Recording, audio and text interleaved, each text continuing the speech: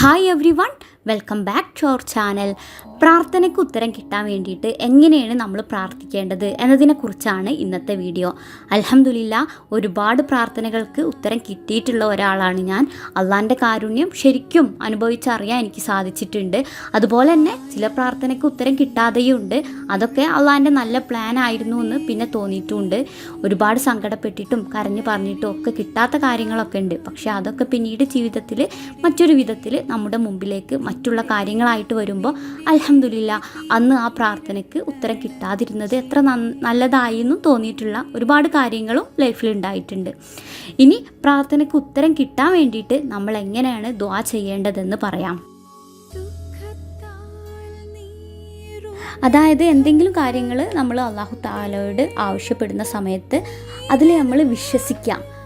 അതിലാദ്യം ഒന്ന് വിശ്വസിക്കാം. ഞാൻ ആ കാര്യം അള്ളാഹുവിനോട് ചോദിച്ചാൽ എൻ്റെ അല്ലാഹു തആല എനിക്കത് തരുമെന്ന് വിശ്വസിച്ച് വേണം നമ്മൾ ദുആ ചെയ്യാൻ. അള്ളാഹു സമീആണ്, അള്ളാഹു എല്ലാം കേൾക്കുന്നവനാണ്. ഞാൻ പ്രാർത്ഥിച്ചു കഴിഞ്ഞാൽ തീർച്ചയായും അള്ളാഹു അത് കേൾക്കും. ഉത്തമമായിട്ടുള്ള മറുപടി അള്ളാഹു അതിന് തരും എന്ന് വിശ്വസിക്കുക.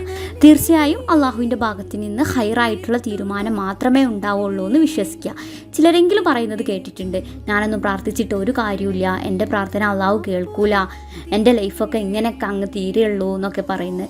നെഗറ്റീവായിട്ട് ചിന്തിക്കുന്നതിനേക്കാളും നല്ലത് അള്ളാഹു കാരുണ്യവാനാണ്, തീർച്ചയായും എൻ്റെ പ്രാർത്ഥനയ്ക്ക് അള്ളാഹു ഉത്തരം തരുമെന്ന് വിശ്വസിച്ച് ദുആ ചെയ്താൽ ആ പ്രാർത്ഥനയ്ക്ക് അല്ലാഹു തആല എന്തായാലും ഉത്തരം തന്നിരിക്കും.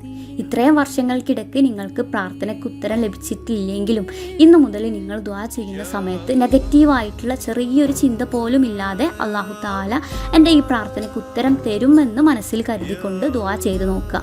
അല്ലാഹു തആലയെക്കുറിച്ച് നമ്മൾ കൂടുതൽ പഠിക്കാത്തത് കൊണ്ടാണ് നമ്മൾ പ്രാർത്ഥനയ്ക്ക് ഉത്തരം കിട്ടുന്നില്ല എന്നൊക്കെ പറയുന്നത്.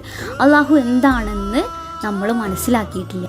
അത് മനസ്സിലാക്കണമെങ്കിൽ നമ്മൾ ചെയ്യേണ്ട കാര്യം ഖുർആനിൻ്റെ മലയാള അർത്ഥം ഒന്ന് വായിക്കുക, ഖുർആൻ്റെ പരിഭാഷ നമ്മളൊന്ന് വായിക്കുക.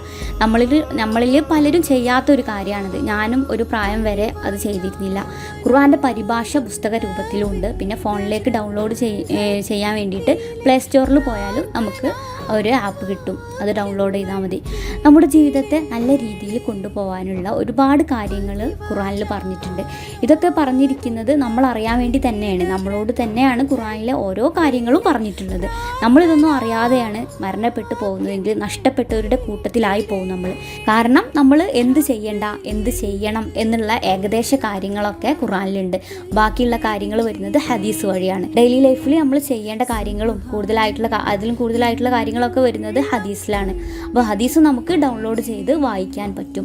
ഖുർആനിലൂടെ അല്ലാഹു തആല പറയുന്ന കാര്യങ്ങളും അതുപോലെ ഹദീസിൽ ഉൾപ്പെടുത്തിയ കാര്യങ്ങളും വായിക്കുമ്പോൾ നമുക്ക് മനസ്സിലേക്ക് വരുന്നത് നമ്മൾ ജീവിക്കുന്നത് ഫുള്ളി പെർഫെക്റ്റ് ആയിട്ടല്ല എന്ന് നമുക്ക് അത് വായിക്കുന്ന സമയത്ത് തോന്നിപ്പോകും. കാരണം നമ്മുടെ സ്വഭാവം എങ്ങനെ ആയിരിക്കണം, നമ്മൾ എങ്ങനെ ആയിരിക്കണം, അങ്ങനെയുള്ള ഓരോ കാര്യങ്ങളും എങ്ങനെയൊക്കെയാണ് ഓരോ കാര്യങ്ങളും ചെയ്യേണ്ടത് എന്നൊക്കെ വ്യക്തമായിട്ട് ഈ രണ്ടിലും ഉണ്ട്.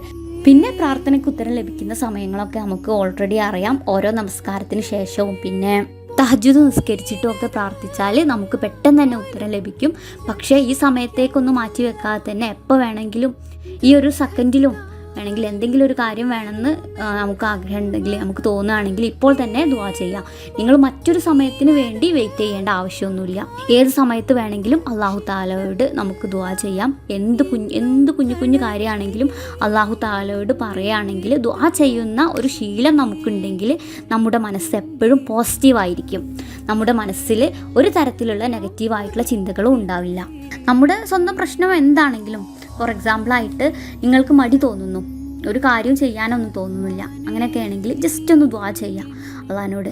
അപ്പോൾ ആദ്യം അങ്ങനെ ദുആ ചെയ്യുക, പിന്നെ അതിനുള്ള പരിഹാരം കണ്ടെത്താം. ഇപ്പോൾ എന്തിനും പരിഹാരം ഗൂഗിളിൽ നിന്നൊക്കെ സെർച്ച് ചെയ്താൽ കിട്ടുന്ന ഒരു കാലമാണല്ലോ. എന്തായാലും ഒരു മനുഷ്യൻ്റെ ജീവിതത്തിൽ ഒഴിച്ചുകൂടാൻ പറ്റാത്ത ഒന്ന് പ്രാർത്ഥന തന്നെയാണ്. കുട്ടികളുടെ കുരുത്തക്കേട്, പറഞ്ഞാൽ അനുസരിക്കുന്നില്ല എന്നൊക്കെ പറയുന്നവരോട് എനിക്ക് പറയാനുള്ളത്, പാരൻറ്റിങ് ടിപ്സൊക്കെ ഖുർആനിലും ഹദീസിലും ഒക്കെ ആയിട്ട് നമുക്ക് കിട്ടും.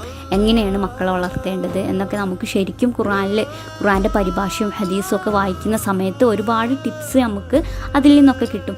പാരൻറ്റിങ് ടിപ്സ് ഏറ്റവും കൂടുതലുള്ളത് സൂറത്തുൽ ലുക്മാനിലാണ്. അതിൻ്റെ മലയാള പരിഭാഷ ഒന്ന് വായിച്ചു നോക്കുക. എത്ര സ്നേഹത്തോടെയാണ് ലുക്മാൻ അലൈഹിസ്സലാം തൻ്റെ മകനോട് സംസാരിക്കുന്നത് എന്നൊക്കെ ഉള്ളത് ഒന്ന് വായിച്ചു നോക്കുക. അപ്പോൾ ഇന്ന് തൊട്ട് നിങ്ങൾ ദുആ ചെയ്യുന്ന സമയത്ത് വിശ്വസിച്ചുകൊണ്ട് ദുആ ചെയ്യുക. അള്ളാൻ്റെ പ്ലാൻ എപ്പോഴും നല്ലതാണ്.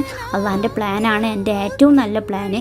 നമ്മൾ എന്ത് കാര്യം ദുആ ചെയ്താലും നമ്മൾ പോസിറ്റീവായിട്ടുള്ള മൈൻഡ് വെച്ചിട്ട് ഉത്തരം കിട്ടുമെന്ന് വിചാരിച്ചിട്ട് ദുആ ചെയ്യുക. പിന്നെ ചില പ്രാർത്ഥനയ്ക്ക് ഉത്തരം കിട്ടില്ല എന്നുള്ളത് അള്ളാഹു തആല തന്നെ പറഞ്ഞിട്ടുള്ള കാര്യമാണ്. ചില പ്രാർത്ഥനയ്ക്ക് നമുക്ക് ഉത്തരം കിട്ടുന്നത് ഇൻഷാ അല്ലാഹ് പരലോകത്ത് വെച്ചായിരിക്കും. അത് അന്ന് നമുക്ക് കിട്ടുന്ന ഒരു വലിയ ഗിഫ്റ്റായിരിക്കും. അപ്പോൾ നമ്മൾ അള്ളാഹുവിൽ തന്നെ ഭാരമേൽപ്പിച്ചുകൊണ്ട് ദുആ ചെയ്യുക. ഒരു മനുഷ്യൻ്റെ ജീവിതത്തിൽ നിരാശ, നഷ്ടം ഇതൊന്നും ഉണ്ടാവാനേ പാടില്ല. കാരണം നമ്മളെല്ലാ കാര്യവും അള്ളാഹുവിൽ തവക്കുൽ ചെയ്തുകൊണ്ടാണ് ജീവിക്കുന്നത്. അപ്പോൾ ഇനി മുതൽ അങ്ങോട്ട് വിശ്വസിച്ചുകൊണ്ട് തന്നെ ദുആ ചെയ്യുക. തീർച്ചയായും നമ്മുടെയൊക്കെ പ്രാർത്ഥനകൾക്ക് ഉത്തരം കിട്ടും. അപ്പോൾ ഈ ഒരു ടോപ്പിക്ക് നിങ്ങൾക്ക് ഇഷ്ടമായി എന്ന് കരുതുന്നു. ആർക്കെങ്കിലും ഇത് കേട്ടിട്ട് ഉപകാരമായി എന്ന് തോന്നിയിട്ടുണ്ടെങ്കിൽ അതെനിക്ക് വലിയൊരു സന്തോഷം തന്നെയാണ്. അപ്പോൾ ഇത് ഇഷ്ടമായിട്ടുണ്ടെങ്കിൽ ലൈക്ക് ചെയ്യാനും ഷെയർ ചെയ്യാനും സബ്സ്ക്രൈബ് ചെയ്യാത്തവരുണ്ടെങ്കിൽ സബ്സ്ക്രൈബ് ചെയ്യാനും മറക്കരുത്. Thank you.